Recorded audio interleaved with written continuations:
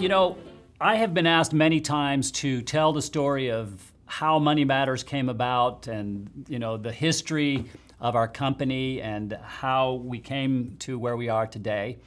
And so I've been asked this so many times that I thought I would make a video that would preserve it for posterity, if you will.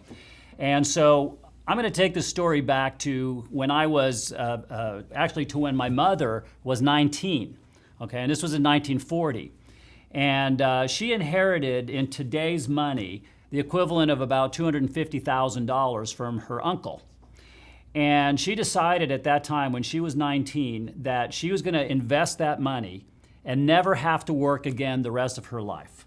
She decided that if she was ever going to work, it was going to be because she wanted to do whatever that work was, not because she needed to have the money to do it. And so she understood back then, and keep in mind back then, women didn't manage finances very often. So this was a very pioneering way of thinking. But be that as it may, she set about a course of educating herself and becoming as knowledgeable about investing money as she possibly could be. And she actually achieved that goal. In my lifetime, the whole time that I knew my mother, she never worked because she needed the money. She had jobs teaching bridge, she had jobs teaching tennis, she had all kinds of real estate. She sold real estate for a while, but she just found that fascinating. She did all of those things not because she needed the money.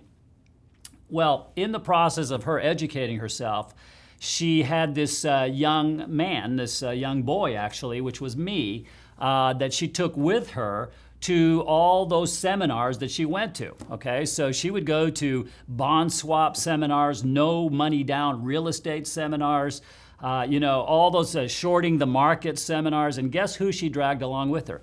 Me. So if you can imagine a 16-year-old at a bond swap seminar, that was me.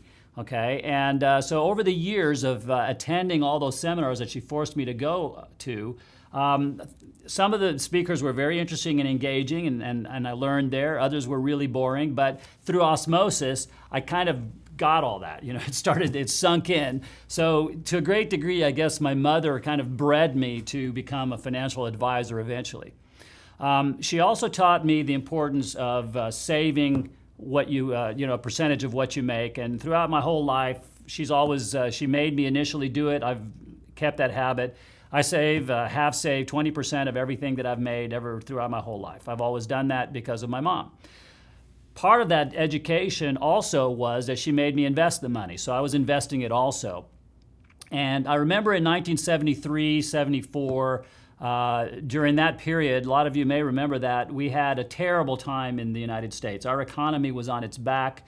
We had massive problems with real estate and the banking system. We had inflation went rampant in the late 70s into the 80s.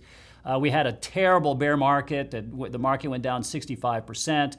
So we had terrible times. And I remember the stress that my mother endured during that time, seeing her investments drop dramatically the way they did. So back then is kind of when I was a kid, but this whole idea of staying in the market when it's going down thing, I didn't have a lot of money invested, but I still felt a little bit of pain, but certainly seeing my mother experiencing it and the stress and anxiety, because again, she wasn't working for the money. Her investments were doing that, and here her investments were losing mass quantities. So that was very stressful for her at that time. Fast forward to 1987. At this point, again, I didn't have tons of money, but I did have what I thought was a lot of money. It was all the money I had anyway, and I had it invested. And once again, we saw the stock market take a deep dive. And that was the moment when I finally said to myself, I don't really think that buy and hold is a good strategy at all. It never made sense to me. It's what you are taught in financial planning school, and I was going through that process at that time. Everybody's telling you that that's what you should do. Your job as a financial advisor is to counsel clients, to stay in. You're essentially their psychologist, so they don't commit suicide because they're losing so much money. Your job is to keep them sane and make them feel okay about losing all that money. Well, that didn't make any sense to me at all. And so when 1987 came and I personally endured a 25% loss of the money that I had been saving all this time and investing, that kind of brought it home to me. And that's when I seriously started looking for, how do I not do that? What are some ideas and strategies to not do that? And when it really came to light for me was I was at a conference, financial planning conference in Las Vegas, and there was a presentation on bear markets and those kind of things. And one of the speakers there was showing all these different charts of what bear markets look like and how they behaved.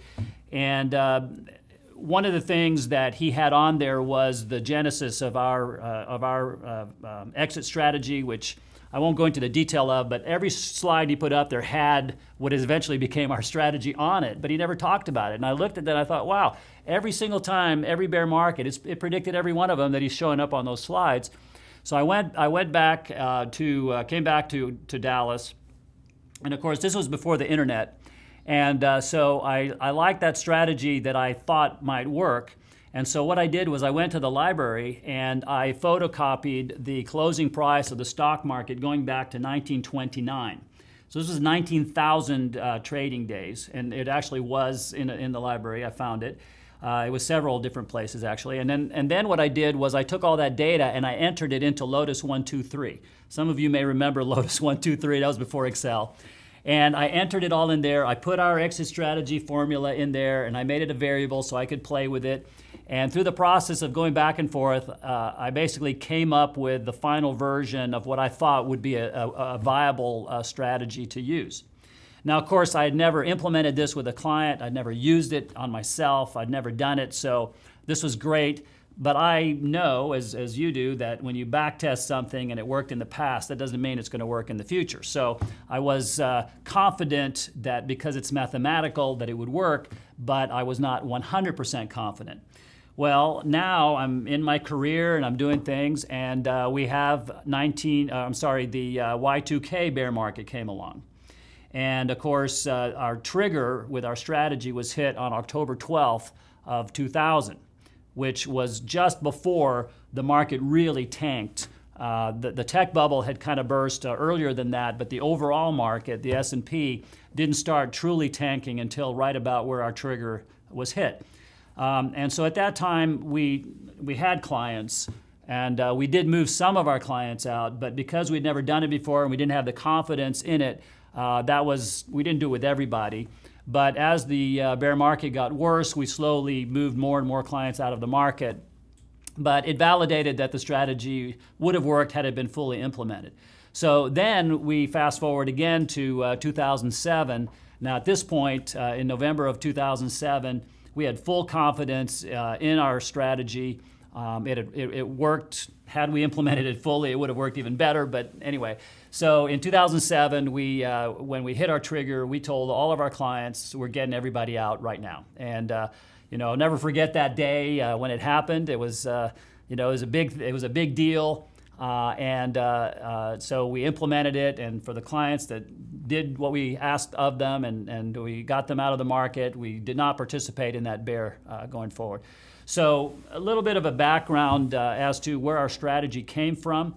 And we have since asked outside parties to validate our strategy because, one of the things about your own strategy, is that it's your baby. And of course, we all love our own baby. We think our baby is beautiful. But, this is going to sound harsh, but not all babies are beautiful. There are some you look at and you go, ah. And so we gave our baby to outside people and said, you guys take the strategy and poke holes in it. Tell us what's wrong with it.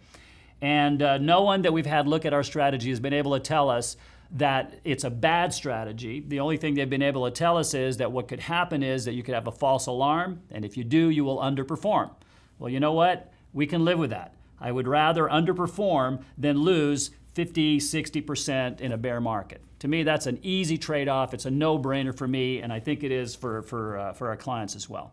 So that's kind of a history of Money Matters. Where we go from here, God only knows, but hopefully it's upward to great things. And thank you for watching this video.